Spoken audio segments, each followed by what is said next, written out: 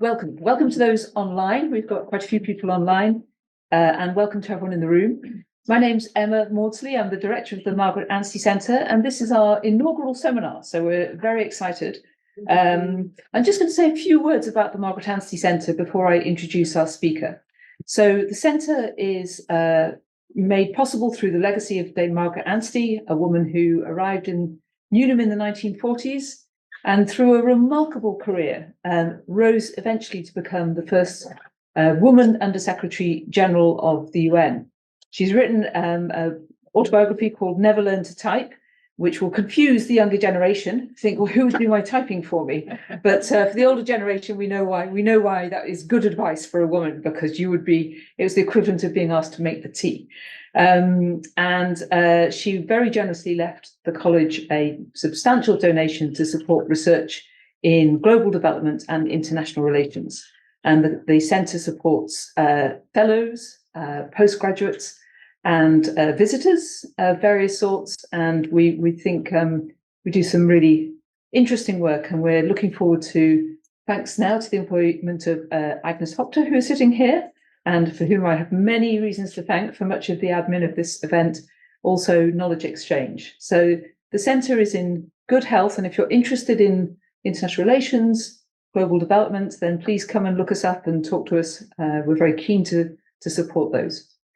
So on to our inaugural speaker. So Julia is a professor of African politics now moving from SOAS to King's College London into the Development Studies Department. I first came across Julia's work in the 2010s when she was writing on Tony Blair and New Labour's African policy. I wanted to meet this scholar who wrote with such clarity, such depth of knowledge, and such sharp purpose and insight. And I was very lucky to do so. And as well as meeting a wonderful scholar, I found a wonderful human being. And I thought, this is great. And I've followed her work ever since. And when we were trying to think of somebody that we might want to come and launch this seminar series for her, Julia was one of the people at the top of our list, and was at the top of our list. That sounded a funny compliment. We debated lots of names and you came up top of the list. So Julia's incredibly academically productive, and she's a really important contributor, not just to writing books and papers, but to the sort of governance and to the sort of management of the discipline, to African studies in the UK and beyond. I think she's also inspirational in her journey. Fun facts: Julia has a BSc in physics, and has had a stint as a science teacher in Zimbabwe, as a political editor and journalist, and has worked in several NGOs. And I do think this is really encouraging for all of us, that careers can and still do shape through multiple experiences, I think, in very positive ways. The other fun fact, too late, Sarah, you're here now, is that Sarah Carthew, our development director, was Julia's landlady for a while. So it's a small world. So she's going to talk today about her work from an ERC project on architecture and statehood in Africa. Julia, welcome, and hand over to you.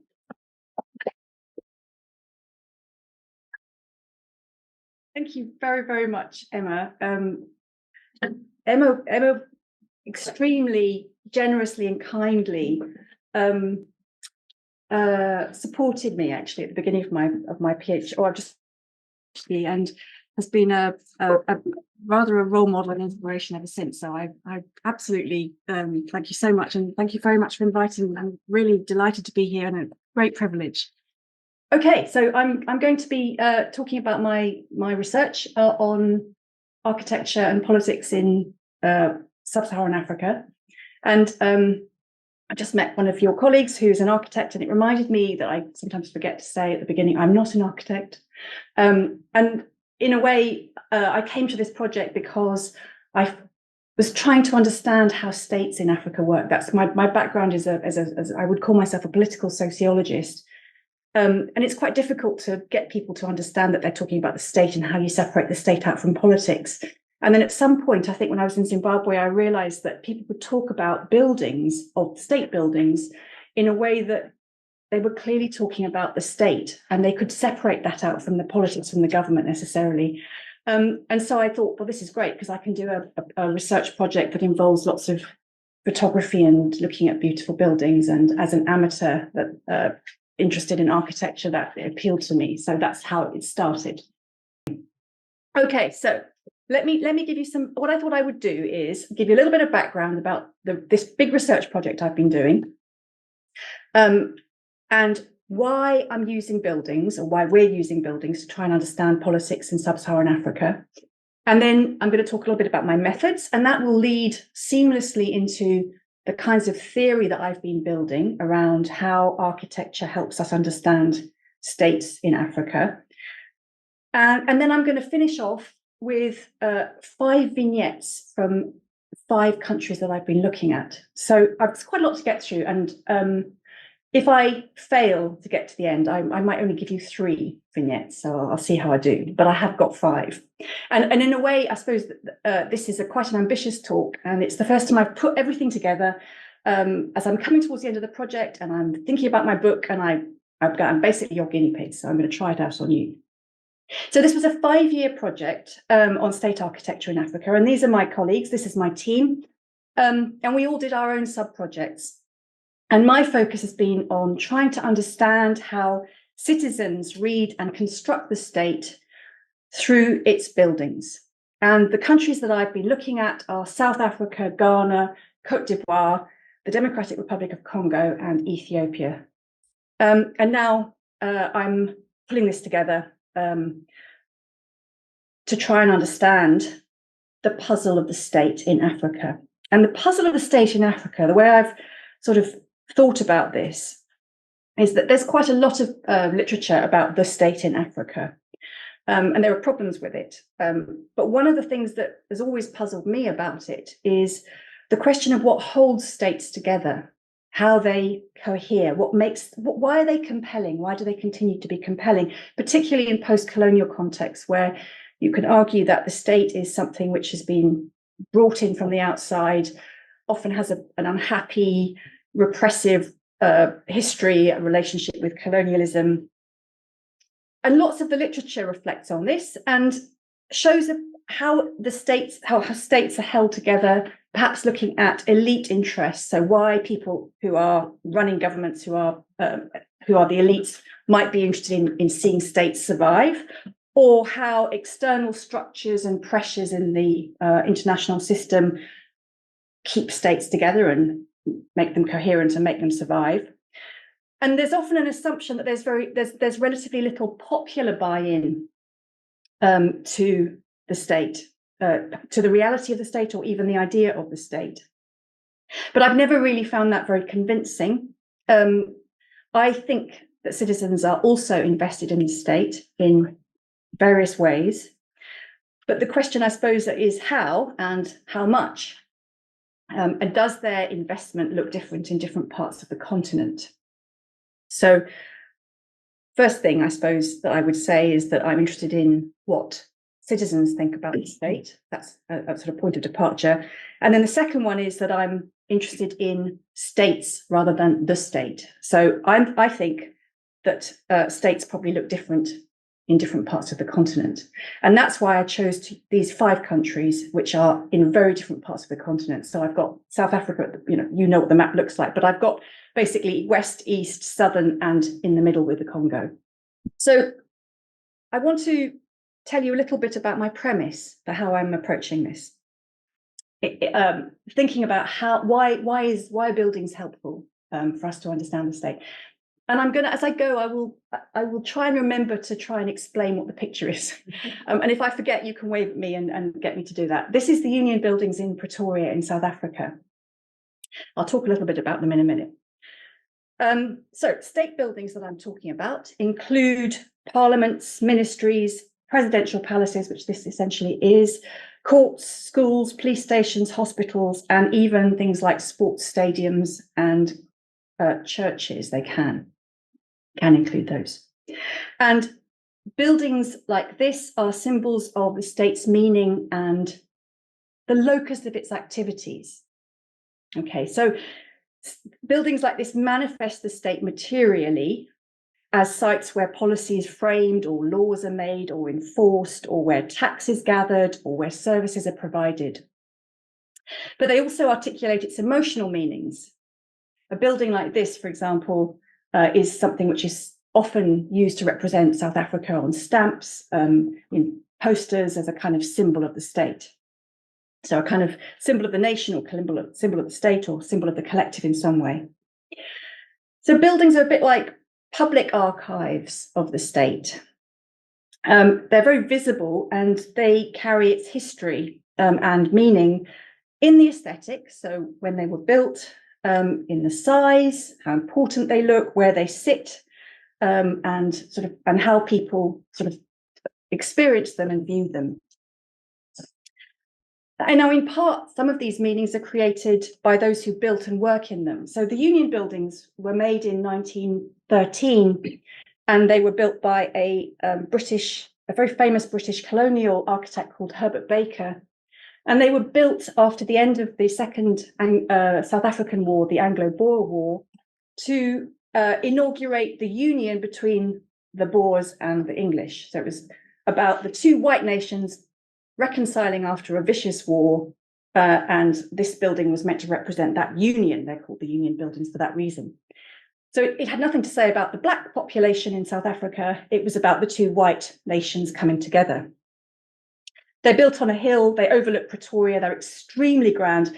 Herbert Baker was keen for them to, what he said was that they will become a symbol of the eternal. And he meant the eternal imperial project. Now, these are a very, very overtly colonial statement, this building. So this is the building as it is, as it is now. And at the moment, the president works there. They took on a different kind of symbolism at the end of apartheid in 1994, when Nelson Mandela was inaugurated there. And he worked there, and presidents still work there. And he was, in fact, lay in state there, and people filed in to see him. And there have been other attempts to try and change the meaning of these buildings. The most notable one, I think, is that they are associated with a demonstration against the pass laws in the 1950s, the Women's March. Women marched to this building from all races to protest against the pass laws being extended to women in 1956. And that now has become an important historical moment that has been revived and thought about as part of their history. A little bit like your gates, I suppose. Yes. So this building and buildings are about who built them and what was intended by them and the way in which people use them now, and that's a very important part of it. But they're also the site of physical and emotional connections between the state and citizens. And that's through personal encounters, through rumours, through fantasies about what goes on inside them, through the ways in which individuals can associate themselves with the history, with the size, the grandeur, the shape, maybe the history being painful, maybe the building being intimidating, maybe the building feeling welcoming in some cases. But obviously that depends on what's going on and how people feel about it. But these things are an important part of how we can understand the state through the buildings. And finally, for me, because these buildings are a physical representation which it's easy to talk about, and I wanted to interview citizens, the buildings became a research tool. So they were kind of like a canvas on which the state could be explored and understood. So let me tell you a little bit about how I did the research. These are 5 buildings, just examples from each of the countries. We've got the Northern Cape Legislature up here in Gallagher in South Africa. We've got the Ethiopian Ministry of Education. At the bottom on that side, we've got Presidential Palace in Yamoussoukro in Côte d'Ivoire. Middle at the bottom is the Jubilee House President's offices in Accra in Ghana. And then here we have the Palais de Justice in Kinshasa, which is Congo's highest court.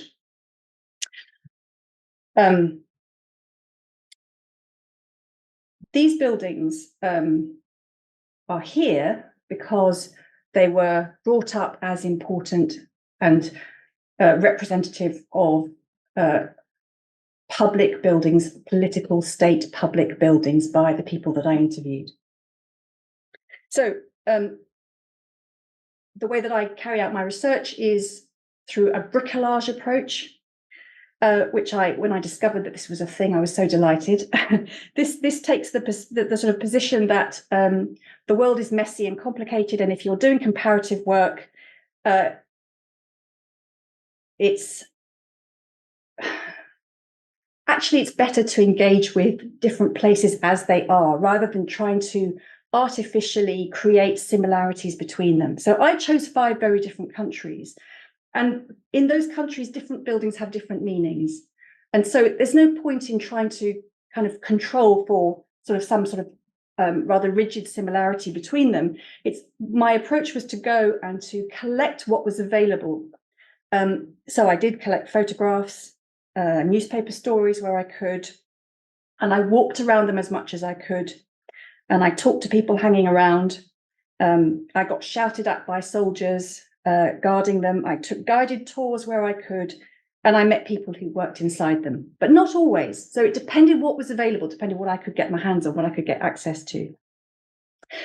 But in each of the countries, the core was the same in the sense that I had these focus group discussions. I worked with local researchers, and we identified a series of citizen groups in the capital cities. So this was a constraint that necessarily had to be there, because doing 5 countries is such an enormous undertaking that it was important to narrow it down in some way. So I decided to work in capital cities, partly because these are places where the state and state-society relationship is at its most intense. This is where the state is the most visible and the most active in many countries, and so it seemed sensible that it was sort of the sharp end of the state, if you like. Working with local research assistants, making contact with existing groups. So the kinds of groups we chose, we were looking to get a kind of range of people as much as possible, to make sure we had men and women, we had different age groups, we had people of different ethnicities where that mattered, where that was relevant for the country. We wanted different kinds of socioeconomic groups, but it was a little bit random in the sense that it's not always easy to get access to different groups. It's very difficult, for example, to do research in Kinshasa. It's much easier in South Africa. It varies. What I wanted to do was I wanted to talk to groups of people who knew each other, maybe not literally, but came from a group that was identified as a group. And that was partly because I think that helps people to feel a bit more relaxed with each other. If you try and create an artificial group, people don't know each other and they're a bit more wary of each other. In some contexts, particularly so, where it's difficult to talk about politics, I wanted people to feel comfortable. I also wanted to have groups where I could visit them on their home ground. So if you have a church group and you turn up at the end of a service and you meet a group of people outside the church, that's a very nice way of doing it. People feel a bit more relaxed. So the way I did it was we did it together, my research assistant and I, was to start by asking people, what are the most important public buildings in Ethiopia, whichever country we're in, and then to have a sort of bit of a discussion about that, and then make a list of the sort of whatever seemed to be the top 5, say, and then with each one ask them to describe them. At one point, I thought I might actually show them photographs, but I realized that actually what was most important was that things would pop into people's heads if there weren't photographs. They weren't constrained by the photograph, what was in front of them. And I think that made it much better. It made them different things pop into their heads. And I should say that pretty quickly, although in all the discussions, I think nearly all of them, people looked a bit blank at first. And in fact, many of them said to me, well, we don't know about architecture and buildings. And I said, well, I don't know about architecture and buildings either. I'm not an architect. And it's not about your knowledge, it's about your impressions of them, what they mean to you. That worked okay. And pretty quickly people would say, okay, I see what we're talking about here. We're talking about the state, we're talking about politics. Fine, that's clear. And then I just want to say something very briefly about the final sort of step of the research, which is that we organised a series of exhibitions in 3 of them, Ethiopia, South Africa and Ghana. Couldn't afford to do more than that. We collaborated with local architects, and we shared our initial findings from the focus groups with them, and they then interpreted them in different ways and set up exhibitions, which provided a sort of range of very new interpretations and understandings of what we'd found, which I think has really enriched the work. We've currently got those 3 exhibitions now. We brought them to London, and we've got them in a single show in at SOAS. If any of you are passing, do pop in, it's free. Now, I think I would describe a lot of this work as a gathering of emotional and physical reactions to buildings and stories about them, and attempts in discussions to think about what these reactions mean. So it's a bit like making thinking out of emotional or physical reactions. And my own emotional and physical reactions were part of it, but obviously were not going to be necessarily the same as those of the citizens that I was interviewing. I didn't come from these places, but they did provide a further basis for conversations. And I think it was really about conversations of how these buildings make you feel, what you think about them. Right. So let me tell you a little bit about how I built my theory. This is a picture of a focus group in Kinshasa in a garage, an underground garage. Okay, so I found that this sensory and emotional engagements with buildings produce 2 kinds of experience. I was really struck at how differently people tended to describe the outsides and the insides of buildings, whether they were literally describing experiences of being inside buildings or whether they were describing how they imagined what was going on inside buildings. So they saw the outsides, and they smelled and heard and felt the insides. So, for example, if you ask somebody to describe a building like the Union buildings, people would talk about colour, size, they would talk about where it was, they would talk about the statues and who they were of outside them, or if they didn't know what they made them, sort of what they looked like, they'd talk about pillars. And then they'd start talking about the history of the building and the history of the state and how they were related and what had happened there. And they would often also start using metaphors. For example, again, with the Union buildings, this is the backbone of our country. This is the place where the black man got his passport. And that doesn't mean literally, because it obviously isn't the place where you get your passport, but it's a kind of a sort of, there were metaphors about how the building embodied something about the state. They weren't always positive, and there was one of them described the headquarter, the Union buildings as the devil's headquarters during apartheid.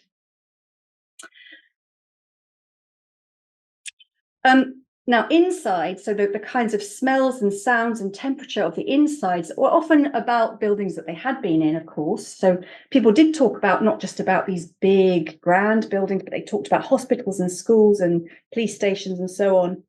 And of course, when you're inside a building, you don't see it in the same way, you feel it. And the sounds and the smells of the building, they come inside you.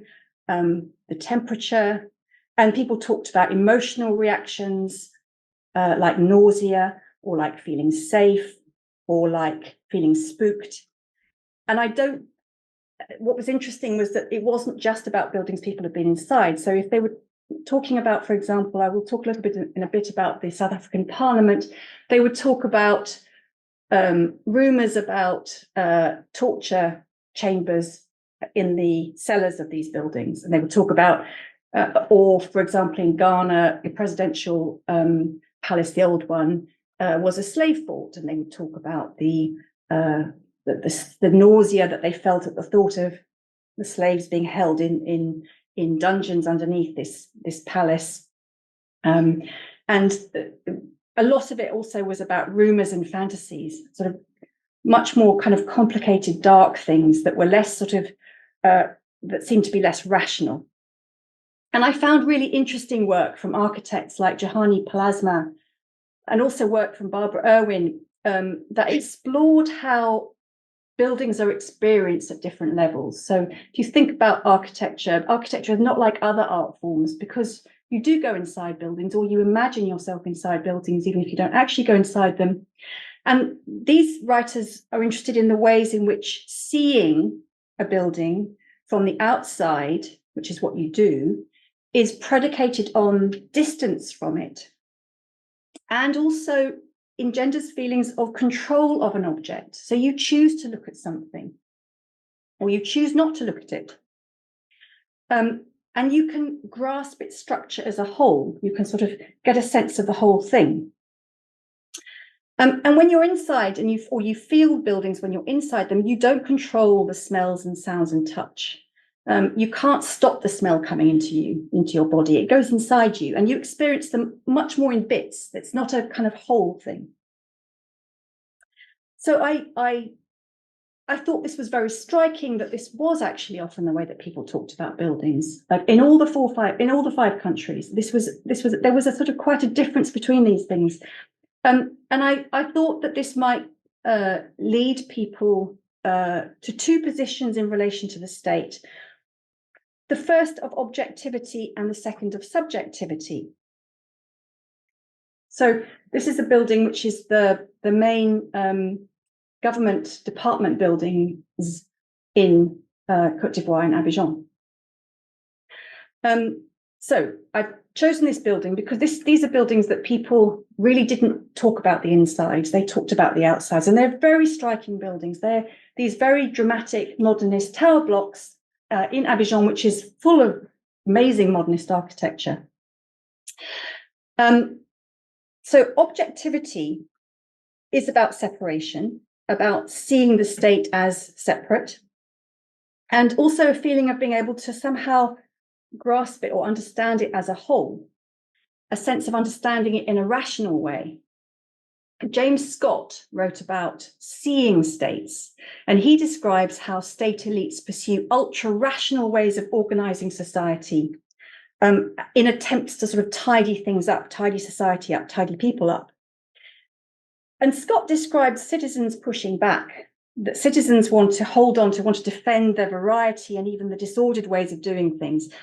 But I don't think his dichotomy is quite right, because I think citizens also have a capacity and a desire to see something, to see a whole, and to see the state as a whole, and to value aspects of it as rational, even if idealized or tenuous. And I'll perhaps come on to that a bit when I talk about the five countries towards the end.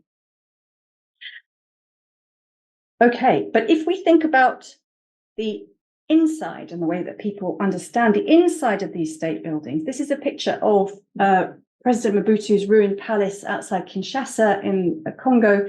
And I just used it because I like the picture, really. And I don't have lots of pictures of the inside of state buildings. It's quite difficult to take photographs.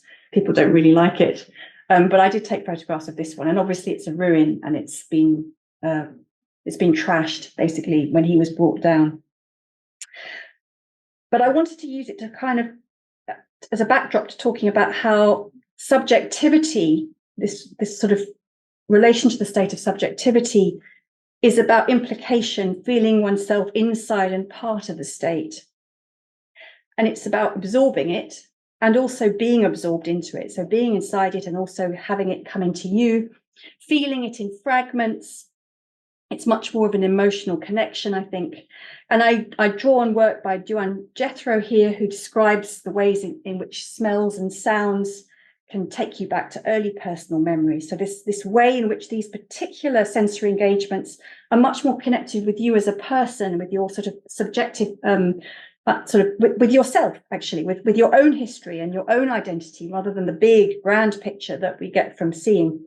And also to Achille Mbembe's work on how he writes about how citizens feel a disordered, he calls it a zombie state. He talks about the mutual implication of elites and citizens in this kind of zombie state of total sort of immersion in each other, of inability to see anything, really, to sort of feel things in fragments in chaotic ways, and it's very disempowering. So in Mbembe's account, the state and the citizens are trapped in the mess together. And I think that that's also part of the story. So I think when people think about being inside the state, being inside the buildings, they do feel some of this mess and being trapped together sometimes. But I think what Mbembe does is he loses the citizens' ability to see or at least desire a rational state. So I think this is why I'm thinking that these two things need to be thought about together.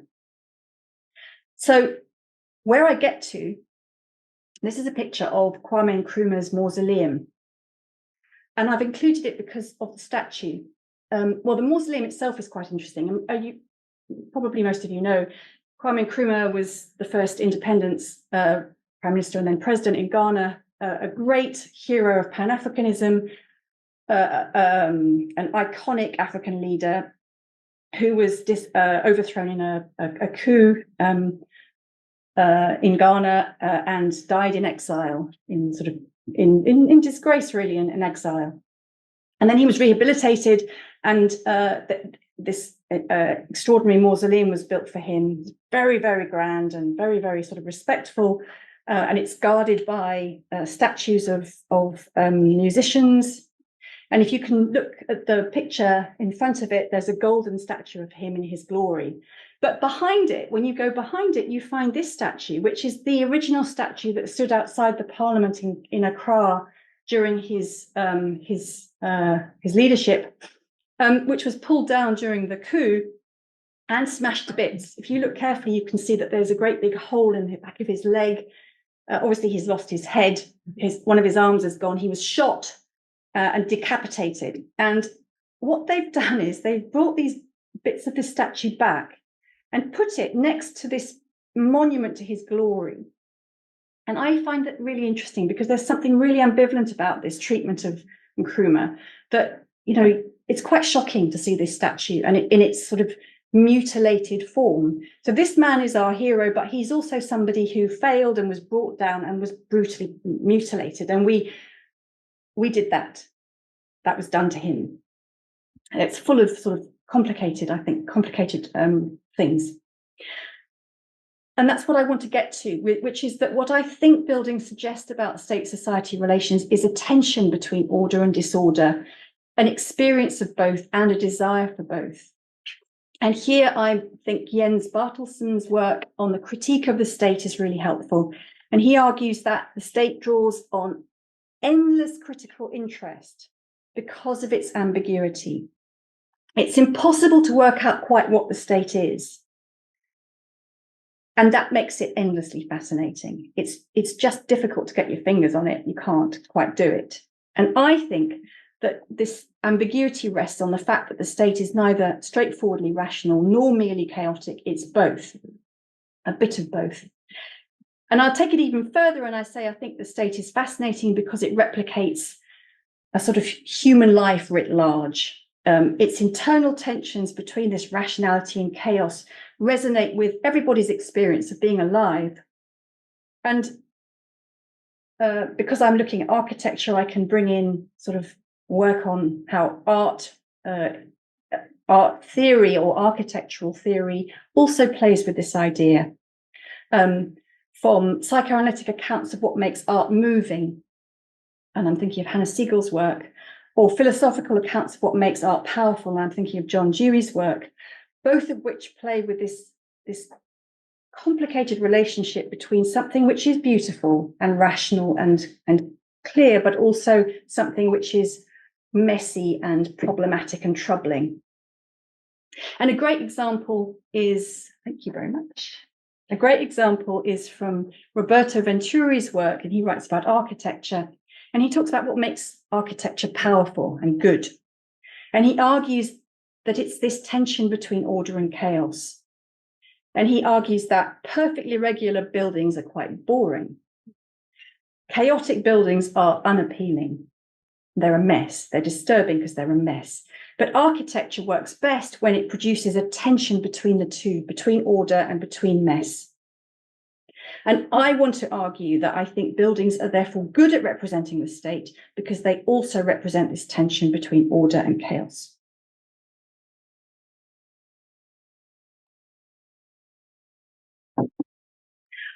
Okay, so I built this I've sort of been thinking about these ideas, and these are very much rooted in the empirical work that I've done in the research.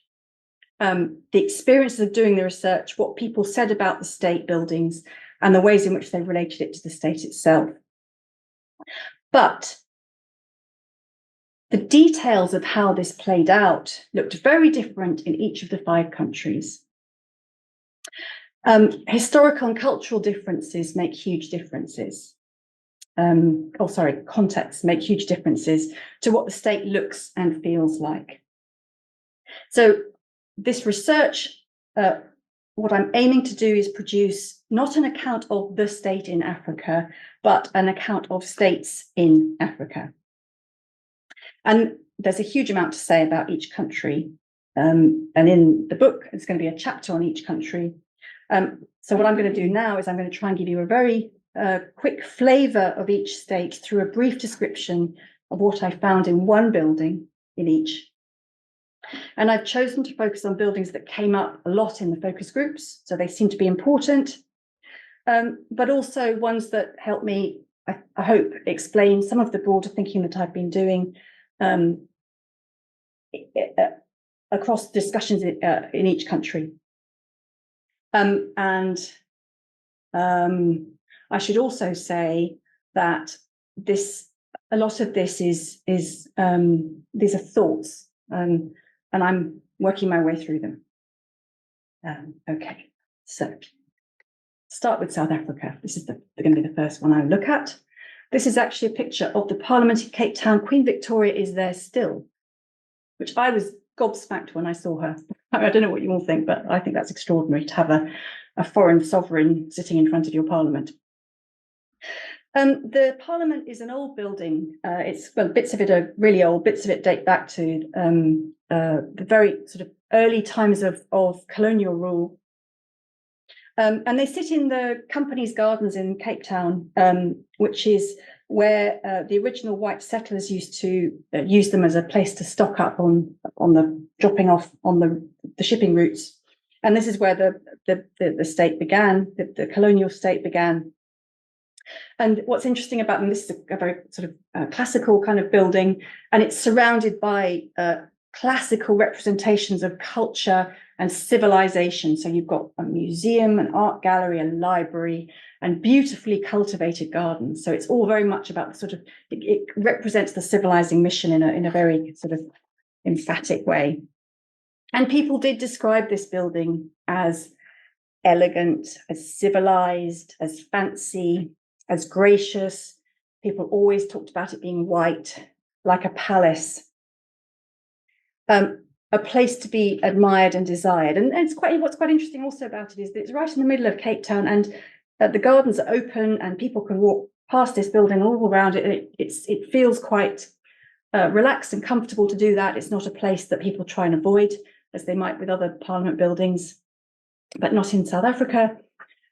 So people can look at it and they can admire it, and people do. They talk about how they admire it. But the Parliament is also unwelcoming, and it's full of horror stories. So people might say, oh, it's lovely, it's beautiful, it's grand, it's gracious, and then it goes chaos. And so the Parliament is very open in the sense that it's televised. The proceedings of Parliament are televised, and they're quite lively events, debates in the South African Parliament. And people talk about fighting and chaos and funny business that goes on. There's also a lot of history there, which, I mean, one of the a prime minister was actually murdered in the chamber in the apartheid era. Also, there are lots of stories that you hear about, again, dungeons where people were tortured in the olden days.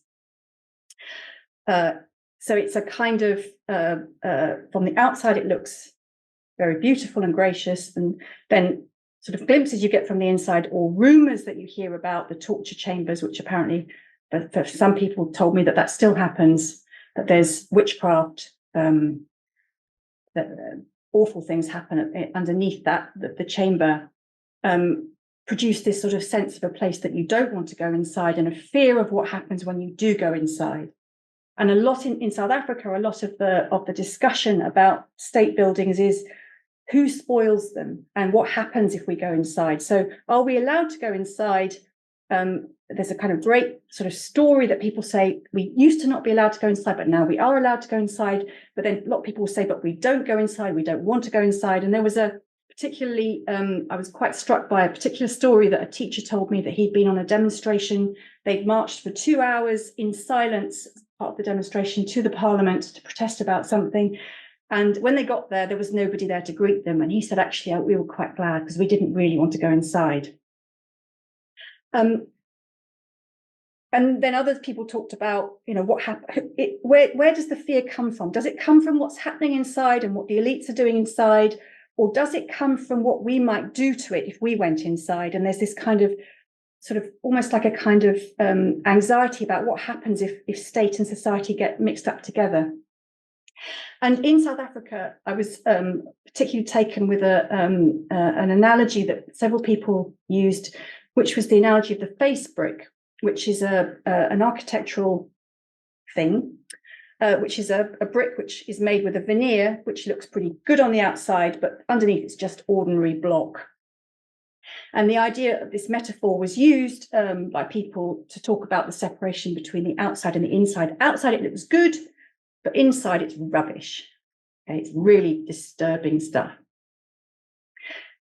In South Africa, the thing that I think I'm coming towards is that this very extreme disjuncture between the outside and inside makes it almost feels as though they can't be put together, that there's something really scary about putting them together. And there's this sort of idea that the state is somehow split between this rational exterior and this very, very frightening and potentially violent inside. Okay, Ghana. This is a picture of the ministries area in Accra, which is where a lot of the well-established or traditionally where the various government departments sit, and they were started to be built during the transition period from colonialism to independence in the 1950s, when Kwame Nkrumah was in charge, but the British were still there, and it was a kind of handover period which lasted for quite a while. And a lot of these buildings went up at that time. And what's interesting about what I found really striking about Ghana was how very different it is to South Africa, because the sense of which there's a kind of entwinement of the outsides and the insides of buildings, that they somehow meld together. It's much more difficult. Ghanaians don't talk about them in such a separate way. They do describe them. There are elements of the sort of the rational exteriors and the sort of slightly more irrational interiors, but there's much more of a sense of moving backwards and forwards between the outside and the inside. So, I mean, I don't know whether, I think one of the reasons I chose the ministries is because they do have this sort of slightly kind of in between status of being when they were built. But there's also something about the way in which they kind of embody this idea of the state being the inside and the outside being a bit more mixed up together. If you look at the buildings, I mean, you can wander around these buildings, you can go in, it's very relaxed. You can see all the air conditioning units on the outside, you can see the bins, you can see where people park their cars, you can wander in, it's not that difficult. It's definitely not a kind of imposing story of the state as other buildings are. And that, for me, does embody something important about the way people talked about all their architecture in Ghana, in Accra. So they clearly carry the history. The buildings clearly carry the history. They're very, and that history is very legible of the administration of the country. In the case of these buildings, and in fact, most Ghanaian state buildings, they're relatively modest and open and a bit more eclectic. There's not these kind of very grand building projects that we'll see in a minute when we get to Côte d'Ivoire. It's much more of a kind of mishmash of things. And sometimes I think when I look at these buildings and wander around them, I think it's almost like the workings of the state are extruded. They're on the outside. You can see the air conditioning and the bins and so on, and it's sort of like it's on display. So people talked about these buildings as very relaxed and that they can wander in and out of them, that it's nice because food vendors can go inside and sell their food and make their living. They're okay, they're a bit scruffy, then perhaps nicer on the inside than the outside. They have computers and modern office furniture, so they're reasonably well functioning, and people are fairly sort of comfortable with the idea. They're not particularly grand, they're not particularly terrifying, but there is a sort of sense of a certain amount of disorder, which is actually quite tolerated, or even quite sort of feels quite comfortable, but also a measure of order and a desire for modern equipment, particularly inside. There's a sort of seems to be an ability to kind of put up with a bit more of a kind of a muddle of things, rather than this very stark separation that I think I thought was much more of a thing in South Africa. And there's much more, when talking about the buildings of the state in Accra, what I found was a much more of an identification with the state on both objective and subjective terms. And I think what I mean is that the two are put together and people seem to be able to grasp the ambiguity and recognize it more easily. And a bit like Nkrumah's statue, perhaps, that it's possible to see it as grand and brought low. It's a more complicated story. Okay, now Côte d'Ivoire is right next door to Ghana. It's right next to it, and it shares many similarities in its ethnic makeup, in its economic structures. Agriculture is very important. Size, religious breakdown. There are lots of things that the two countries share, and they are right next to each other. But they're extremely different in the way that they look through the architecture. This is a picture of the Basilica in Yamoussoukro, which is the official capital of Côte d'Ivoire, although it really isn't treated as the capital anymore. It was the hometown of the founding president, Houphouët-Boigny, who wanted to make it into the capital. And he built the most enormous structures there. And this building is enormous. It is reputed to be the largest Catholic basilica in the world. It's bigger than St. Peter's. In fact, you can see, I think you can probably see it's modelled on St. Peter's. It looks very like it. And it's probably the preeminent. A lot of people talked about this in my research. This was the building. It always came up. It was built by the state. It was built by Boigny, although when it was finished, he handed it over to the Catholic Church. And it was absolutely meant to be a symbol of the glory of Côte d'Ivoire. Many buildings in Abidjan are also post-independence, high modernism. It's full of the most extraordinary structures and shapes. People call it a little Manhattan. They're very proud of it, the skyscrapers and the beauty of it. It is very beautiful. And when I talk to people about this building and other buildings of the state, they would describe them as a jewel, as a masterpiece, a work of genius, and definitely not African. And that was a good thing. They spoke about this building and other buildings as though they were somehow from another world. It was a kind of an extreme objectivity, a sort of dissociation from them. And they talked about Houphouët-Boigny, who was responsible for these buildings, as he was not a man. It was impossible for us to understand what he achieved. Okay, he was extraordinary. We cannot get our heads around this. And also, everybody in West Africa is madly jealous of these amazing buildings. That was what people like to talk about.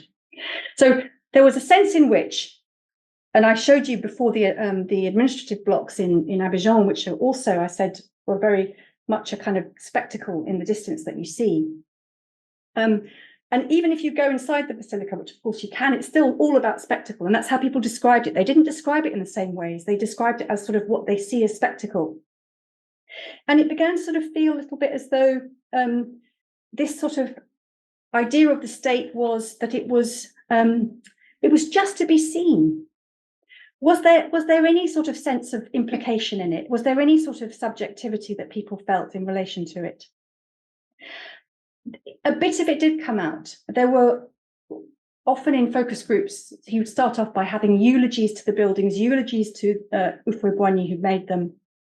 And then you would start to get on to whispered rumours and fantasies about ruin, rot and ruin, about malevolent ghosts, about bats, about spirits that were buried in the foundations, sort of uneasy things that made people a little bit sort of spooky. And there was a particularly sort of compelling one about a man who was talking about one of the things in Abidjan is that they have it's the administrative part of the city is surrounded by a lagoon, and there are lots of bridges, and they are also absolutely the pride of the state, and they're glorious things.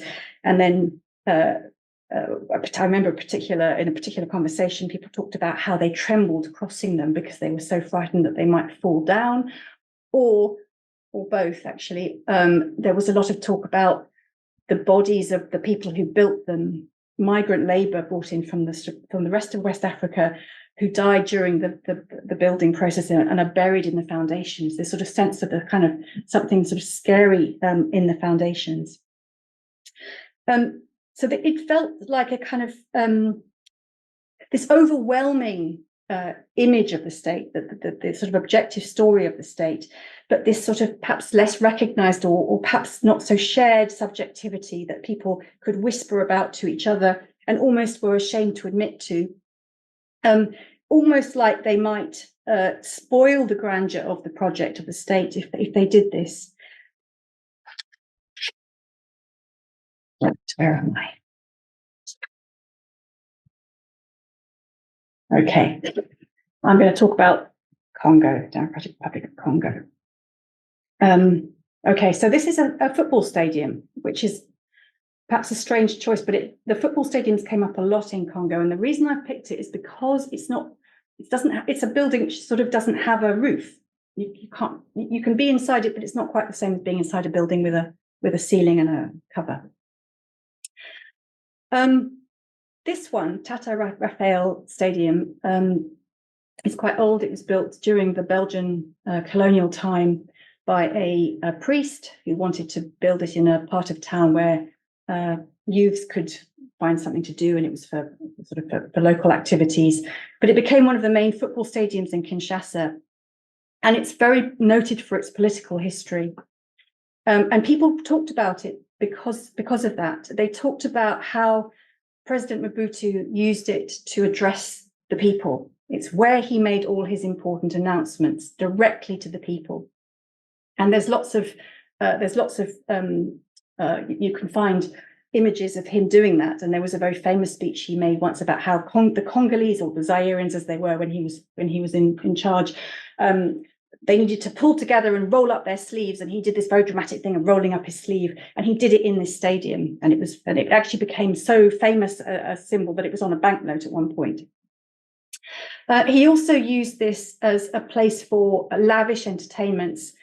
It's where the Rumble in the Jungle, the Muhammad Ali, George Foreman boxing match was staged in 1974, where, I mean, it put Congo on the map. Everybody knew about this Rumble in the Jungle. This was the most famous boxing match of all time. It was extraordinarily expensive to stage. In fact, they staged it there because Mobutu was prepared to put up the purse fee. I learned a lot about boxing doing this project as well, for the two men who really wanted, I think it was 10 million each or something extraordinary. And he said, yes, of course, we'll do that.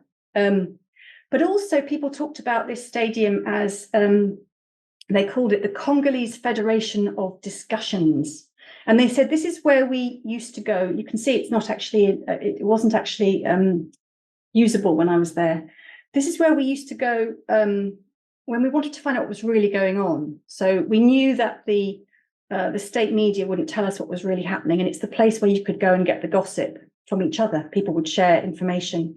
And so there was a kind of sense in which the politics was happening, the spectacle was made, the announcements were made, but also there was a kind of gathering of people finding out what was happening under the surface. So the reason I picked this one is partly because it was so important. People talked about it a lot, and the other stadiums, but also because well, I'll get to it. But when people talked about, when they started describing their buildings and the difficulties, or when they started describing the buildings, what always came up was the difficulties and messiness inside the state buildings. And people talked about how things didn't work, how there was no equipment, how they were falling to bits. There was no, it was a disaster inside. Or another thing that people told me was about how, well, actually, that's the ministry, but nothing actually happened. No work happens in there because the government moves its friends, the friends and families of government ministers live inside. So there's no state business that's possible. I think I showed you earlier on a picture of the court, the Palais de Justice, and they said some of the buildings that they said these almost like these extraordinarily large buildings that look very impressive, but people cut right through it. They weren't prepared to look at them like that. They said it's an ideal of justice, or for the state media, it's an ideal of freedom of speech, but it's nonsense. It just doesn't happen. It doesn't mean anything. There's no point in even looking at it. The people didn't describe how they saw them, but they talked rather about an absent or collapsed state. And it's as though they almost looked through the exteriors to what was happening inside. And I thought that there was a sort of almost, you sort of feel that what the stadium offers is a kind of very sort of subjective understanding of the state. We're all inside together. It's a space which doesn't really have a facade much at all. It's a place where everybody gets together and sweats and jostles and shouts. It's all about the interior. And I thought about this for a while, but there is something about it, something about the idea of an ideal, or the idea of a more objective sense of the state, which came from people's sort of sense of disappointment between what they felt was the reality and what they thought should be the case. So either from history or from looking at other places, but there is a sense in which the court should dispense justice, and the state radio should give them information, should be a place of freedom of information. So there is a sort of, the ideal of the objective state is there, but it's not really visible. It's in people's imaginations. Okay. I think I should tell you that clock is slow. Where are we at? Just over an hour. Shall I stop? Well, would you like to Yes. do Ethiopia quickly? Very quickly. Sorry. Yeah, I've been following it. Okay, so finally, Ethiopia. I would say very few things about this, but what I could talk more about it in discussion if people like. This is a place where I almost began to feel that the state buildings weren't visible at all. People just didn't engage. They wouldn't describe them. They wouldn't describe the insides. They wouldn't describe the outsides. They would only talk about historical buildings. They would talk about the buildings of the state, and there are many of them in Ethiopia, and they stretch back to ancient history, to Aksum, Gondar, Lalibela and Toto. There are plenty of imperial palaces that were decommissioned and made into museums, and people were quite comfortable talking about those. And this is one of them. This is Emperor Menelik's palace in Addis Ababa, which is when Addis Ababa was first established as the capital, which was not that long ago, sort of the late 1800s. And I wanted to, I think the point to sort of cut to the chase is that there's something about experiencing the state after it's moved on, and almost not being able to look at it or experiencing it when it's still there, when it's sort of living. It almost feels like a kind of snake skin that's been shed, and it's impossible to look at the actual state of where it is and where it's functioning now. Even though these buildings are enormous and some of them have the names on the roofs, people just didn't talk about them. They just wouldn't talk about them. And of course, in Ethiopia, there's been a very recent history of extremely extremely repressive state, a history of tanks sitting outside buildings, or still soldiers sitting on chairs in front of buildings with machine guns on their laps, and people don't look. So I'm going to stop about Ethiopia now. Finally, just a sort of quick roundup. I think what I'm reaching for is an approach that's rooted in physical and emotional experiences of the state that people turn into thought. Okay, so you turn into a sort of trying to understand the state through these emotional and physical encounters with them. I'm reaching for a more complex theory of the state in Africa, that it's important and resonant because it's ambiguous, that it's not a sort of, I think it's been oversimplified, but also that it's not about the state, it's about different states, and there's an enormous variation across the continent.